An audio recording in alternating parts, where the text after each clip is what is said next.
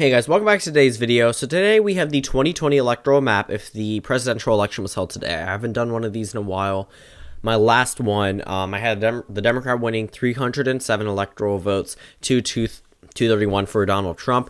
So I had that one with margins, and we're going to do it the same exact way. Since today is April 4th, we're going to see how the map has played out today and how much has changed since February 19th. So starting off on the West Coast, we know all these states will be safe. Actually, I don't want to keep clicking, so we're going to put all the safe states now. We're just going to go through them all. For obvious reasons, these states are probably going to be safe. Let's see. Maine, one electoral vote would be considered safe. Illinois, safe. So yeah, so that's pretty much all the safe states. Now as for the safe Republican states, I don't know why I clicked that. We're going to start, actually Kansas, nope. Quite a few that aren't considered safe anymore. Alaska, probably. So here it is. So here are all the safe, Nebraska, pushing it. But here are all the safe states that I consider safe for Donald Trump. 85 electoral votes considered safe for the Republicans, 176 safe for the Democrats.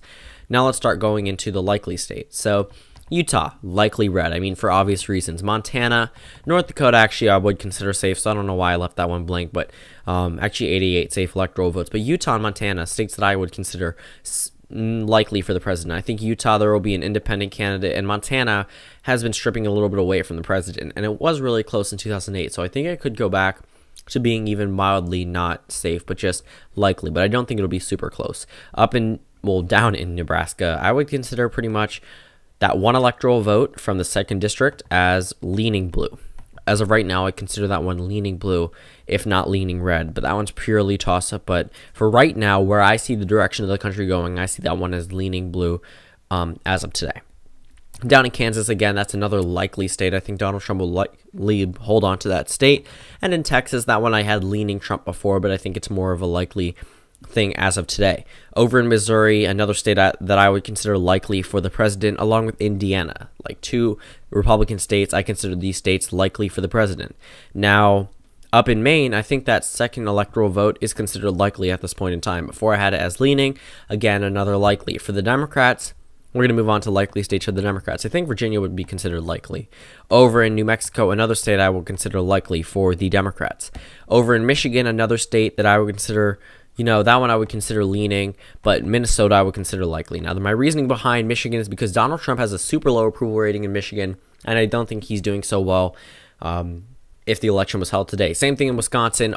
I would consider this one leaning, and Pennsylvania both leaning for the Democrats, because I think with the current approval ratings, I don't think that Pennsylvania and Wisconsin voters would be as forgiving, not seeing much progress in the administration.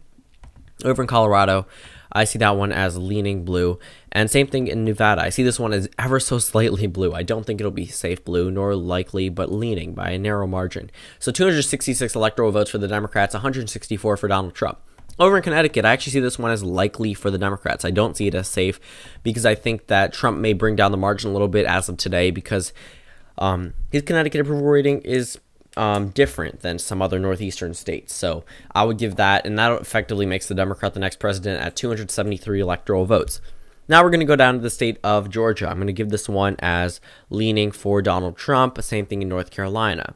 I think these two states will both be leaning for the president. Along with Arizona, I think that Donald Trump will narrowly carry on the state of Arizona. These three states, I think, that are increasingly becoming more Democratic, but I still see it as holding the Republican identity. Same thing in Iowa. I think that Donald Trump will narrowly carry the state of Iowa. So now we're going to go up to Maine.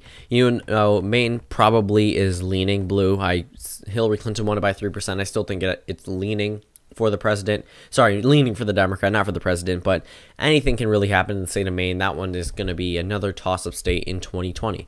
So 212 electoral votes for the president, 275 for the Democrats. So over in Ohio, I see that as pretty much leaning for Donald Trump. I think that will be leaning in his favor, but that puts Donald Trump at 230 electoral votes. Now, I think the state of New Hampshire is actually leaning for the Republicans. I think that with Trump's approval rating at around 46% in New Hampshire, I don't know why I'm messing up states, but I think that New Hampshire would be pretty much leaning for the president at this moment. That would be the first flip from Democratic to Republican. So state of New Hampshire, I think, would be narrow for the president, but I think that Florida would be slightly for the Democrats, putting them at 304 electoral votes. Again, the states that are leaning, anything can really happen, so they could go one way or another. But as it stands today, I think that the Democratic Party would win the election, 304 electoral votes to Donald Trump's 234. Thank you guys for watching this video. Comment down suggestions below, and I'll see you all tomorrow.